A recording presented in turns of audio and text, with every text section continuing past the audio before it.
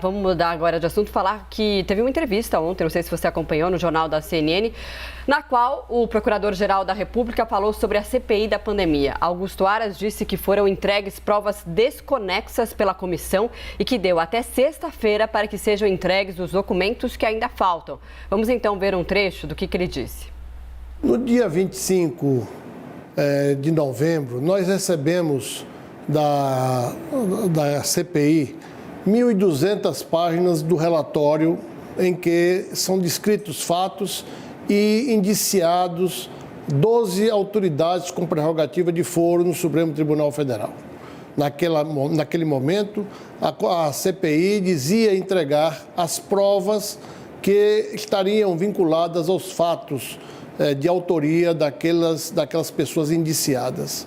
Ocorre que não houve a entrega dessas provas, o que motivou, 15 dias depois, de nós recebermos um HD com 10 terabytes de informações desconexas, desorganizadas, o que levou, evidentemente, a que nós buscássemos, junto ao Supremo Tribunal Federal, em 10 petições que foram distribuídas a 6 ministros do Supremo, buscássemos manter a validade da prova para evitar que nulidades processuais venham a importar em impunidade. O senador Randolph e os demais seus eminentes pares se comprometeram há 8 dias, junto ao vice-procurador-geral da República e técnicos da PGR, a entregar todas as provas em 10 dias. Hoje é o 8º dia. Eu espero que até sexta-feira o senador Randolph e seus eminentes pares entreguem essa prova para que o Supremo possa preservar a cadeia de custódia, a validade das provas e que não tenhamos nulidades e impunidades no futuro próximo. E o questionamento às provas da CPI da pandemia pela Procuradoria-Geral da República, você viu em primeira mão aqui no Live CNN no início do mês, quando mostramos esse pedido da Procuradoria-Geral da República ao Supremo sobre documentos que estariam faltando e após o Senado dizer que houve um erro em uma busca em parâmetros de pesquisa com relação às pessoas que foram indiciadas pela CPI da pandemia. Você viu Augusto Aras, Procurador-Geral da República, jogando a bola para Randolph Rodrigues. E é com ele que a gente conversa agora com o senador que foi vice-presidente da CPI da pandemia, falando justamente desse prazo até sexta-feira para que se entreguem provas que, segundo Aras, ficaram faltando. Senador, muito obrigado pela entrevista aqui ao Live CNN. Primeiro, gostaria que o senhor detalhasse para a gente, porque nós trouxemos aqui no início do mês a decisão da ministra Rosa Weber dizendo que, olha, a PGR não tem que vir aqui ao Supremo Tribunal Federal para tentar ter acesso a esses documentos. Por que Aras, ele sabe que tem que fazer isso, não vai diretamente à CPI? Além disso, as provas que faltam, segundo Aras, serão entregues no prazo? Bom dia, Daniel. Bom dia, Marcela, Basília. Bom dia a todos os telespectadores da CNN. Bom, Daniel, para começo de história, esse prazo não foi o senhor Aras que nos impôs. Esse prazo, para socorrer o senhor PGR, socorrer o senhor Aras, foi dado por nós mesmos. Então não tem nenhuma imposição da parte do senhor Aras para conosco. Em segundo lugar, Daniel, eu quero, na preliminar, eu acho destacar o seguinte: doutor Aras, faça isso não. Um homem da sua idade, fica feio para o senhor vir em televisão, faltar com a verdade. Desde que o senhor começou a andar com Jair Bolsonaro, o senhor deu para esse mau costume. Além de estar atrasando, prevaricando no seu ofício, o senhor vem na televisão, em programas de audiência da CNN, faltar com a verdade para com os brasileiros.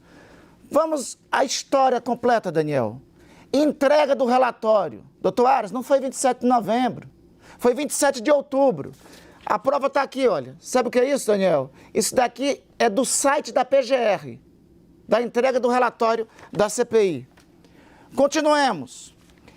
Na entrega do próprio relatório, no contexto do relatório entregue, tem um link para as provas, para cada uma das acusações que foram feitas. É só ele procurar lá. Continuemos a história. No dia 4 de novembro, não foram 15 dias, entregamos dia 27 de outubro. 4 de novembro, está aqui o documento da entrega. No dia 4 de novembro, nós fizemos a entrega das provas à Procuradoria-Geral da República. Sabe como é, Daniel, Marcela, Basília, que está no estúdio em Brasília? Sabe como é o conjunto das provas e o material que o Senado entregou ao doutor Aras? É nesse formato aqui. Eu acho que não dá para a câmera aproximar, mas aqui, olha, veja só. Aqui está o nome dos indiciados, aí você clica no indiciado, né? Está aqui um dos indiciados. Clicou no nome dele, a página que aparece seguida é essa. Essa página aqui está na tela de computador com as provas relacionadas a cada um dos indiciados.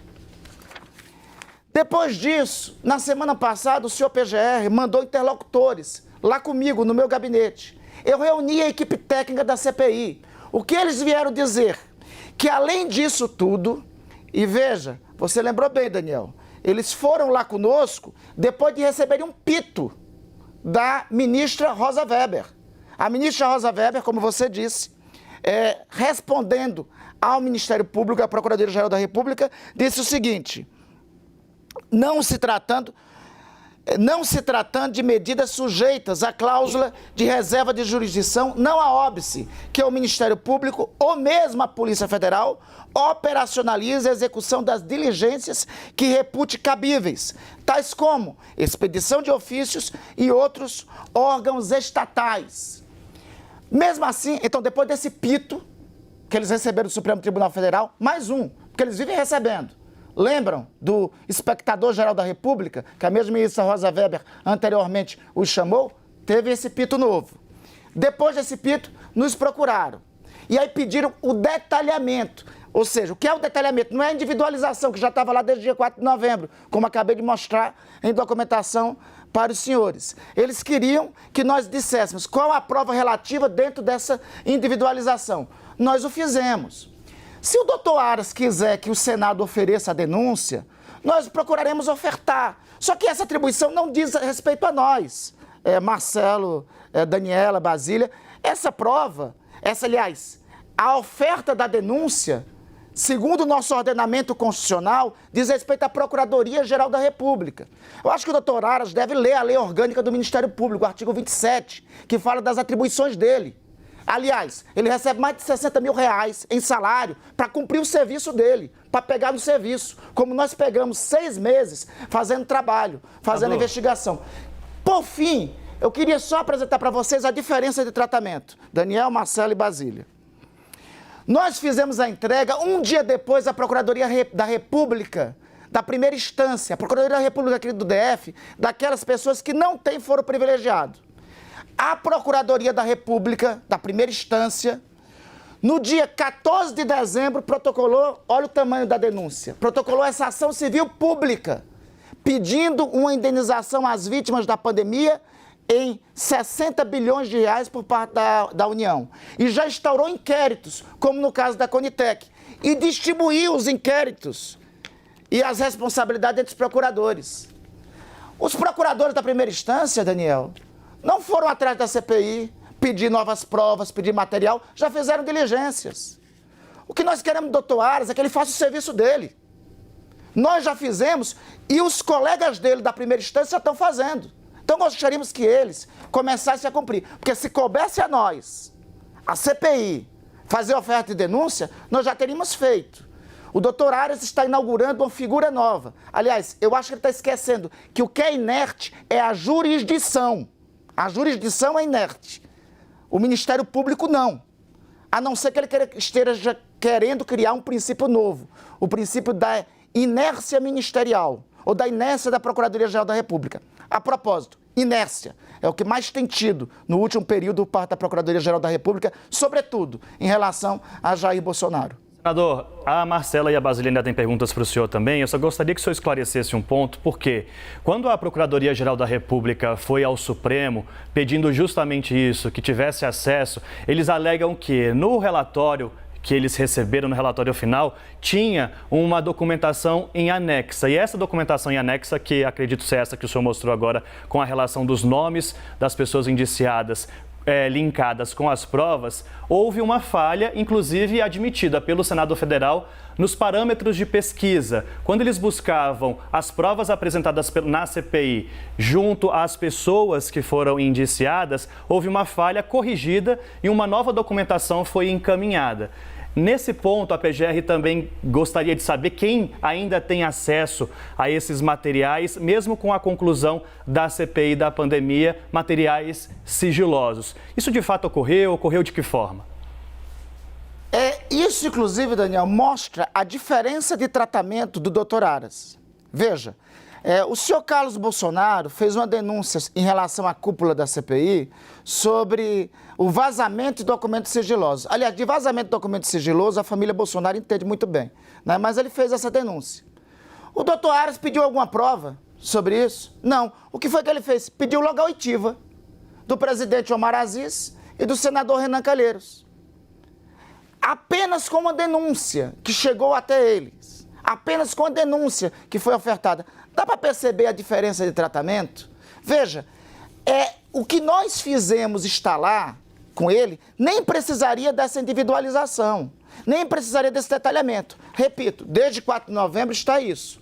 Então aqui, tem lá o HD com as provas, o Senado se deu ao trabalho de fazer esse serviço, individualizar, está aqui o nome do indiciado. Se clicou no indiciado, abre a página seguinte com essa coletânea de provas.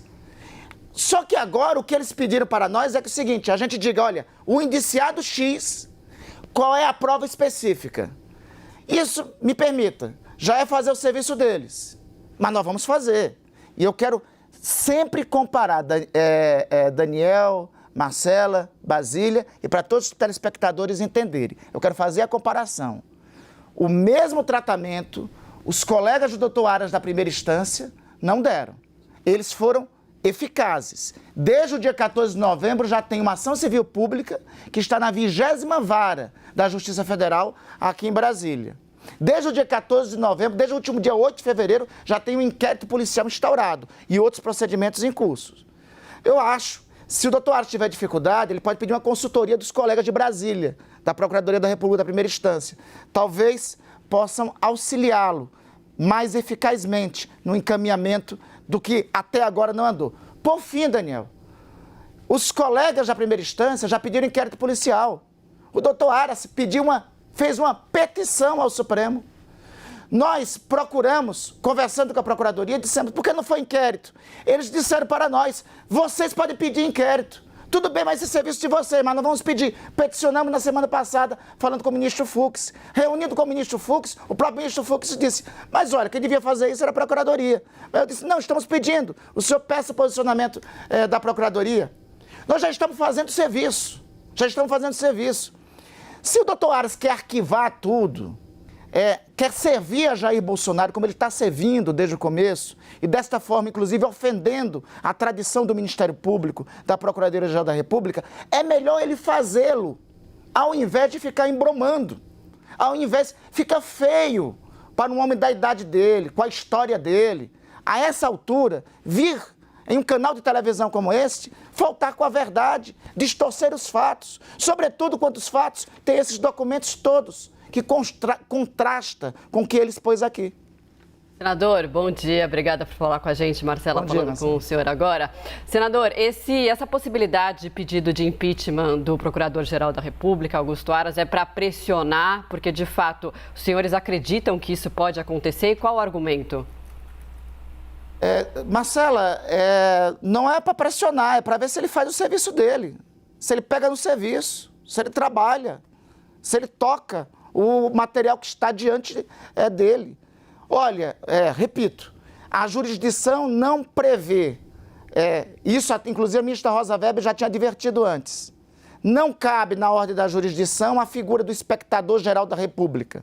Não cabe na jurisdição brasileira a inércia ministerial da Procuradoria-Geral da República. Isto não cabe. É ela que tem que atuar, é ela que tem que agir. Não pode vir aqui e falar como se fosse advogado de defesa dos eventuais indiciados, dos indiciados. Não pode protocolar uma petição, ao invés da abertura de inquérito, no mínimo, que deveria ter feito, se não, já ter movido a ação penal. Eu repito e insisto na comparação. Os colegas da primeira instância pediram uma ação civil pública. Pediram uma ação civil pública que já tramita na 20ª Vara Federal. Pedimos um procedimento da mesma forma. Eles pediram mais detalhamento das provas que nós temos. Eu quero sempre comparar que a primeira instância e outros órgãos ministeriais não fizeram assim. Nós vamos fazê-lo e o prazo de até sexta-feira não foi ele que nos deu, não. Foi nós, porque eles, inclusive, ao vir conosco, não, vocês querem 15 dias? Disseram, não. Reuni a equipe que trabalhou para a CPI e disse, nós vamos entregar isso semana que vem. Porque se tem maior interesse na apuração das responsabilidades, é nossa. Marcela, Daniel e Basília. A CPI não acabou em pizza. Quem é o pizzaiolo e quem está confeccionando a pizza, o endereço é na Procuradoria-Geral da República. É lá o que me parece que está o forno da pizza preparada. Mas nós não aceitaremos. E se o senhor Aras não cumpriu o seu papel, o Senado é a casa de jurisdição dele. E nós não descartamos nenhuma hipótese para impor a ele o cumprimento do seu papel. Seja pelo remédio do impeachment, seja por uma ação de investigação no Supremo Tribunal Federal, que também cogitamos em peticioná-la. E essa cogitação, doutor Aras, não precisa se ouvir aqui e só citar Randolfo Rodrigues, não. Esta mesma perspectiva é feita por mim e por outros, pelo menos 17 senadores, que hoje integram o Observatório da Pandemia. Exatamente, senador. A gente tem acompanhado desde o fim da CPI da pandemia que os senhores que estavam aí na cúpula da comissão e a Procuradoria-Geral da República têm travado uma briga virtual, seja por ofícios, por decisões judiciais e, mais recentemente, entrevistas aqui na CNN Brasil. Quando que vocês ficarão frente a frente, né, mais uma vez? Vocês vão pedir para ouvir o PGR, para que ele explique aos senhores, cara a cara, quais desdobramentos estão sendo dados a essa investigação e até que ele possa apontar em que está faltando ali a completude das provas apresentadas pela CPI? Já o fizemos, Basília. Nós aprovamos na Comissão de Direitos Humanos e o senhor PGR se recusou a ir. Essa é uma hipótese que nós não descartamos, só que agora não vai ser em comissões do Senado, não. Agora vai ser no plenário. Aliás, e se não for eficaz ele se recusar, aí vamos passar para outro nível, né? O outro nível é o pedido de impeachment. O outro nível é denúncia no Supremo Tribunal Federal. O que nós não vamos aceitar é que a responsabilidade, que não se cumpram com as responsabilidades que lhe é atribuída pela lei e pela Constituição. A Lei Orgânica do Ministério Público, artigo 27, estipula e estabelece essa responsabilidade à Procuradoria-Geral da República. A Constituição estabelece essa responsabilidade ao Procurador-Geral da República. Não tem na Constituição, eu repito aqui, o princípio da inércia ministerial. Então, se ele não cumprir com as suas atribuições, nós vamos criar outros mecanismos para que as atribuições sejam cumpridas. No final de tudo, não é com o senhor Aras que nós queremos deflagrar guerra. Não é com ele que queremos deflagrar. Se ele pensa, se ele quer assim, vir aqui em televisão e deflagrar guerra com a Comissão Parlamentar de Inquérito, talvez até para atuar não como Procurador-Geral da República, mas como advogado dos indiciados, se ele quer fazer isso, o que nós queremos desde o ano passado é que aqueles que são responsáveis por mais de 600 mil brasileiros terem perdido a vida, sejam devidamente indiciados e respondam diante da justiça. E nós faremos isso, custe o que custar, da forma que for necessário ser feita. Senador Randolfo Rodrigues, vice-presidente da CPI da pandemia, muito obrigado pela entrevista ao Live CNN. Obrigado, Daniel, Marcela, Basília. A satisfação sempre é toda minha estar aqui na CNN.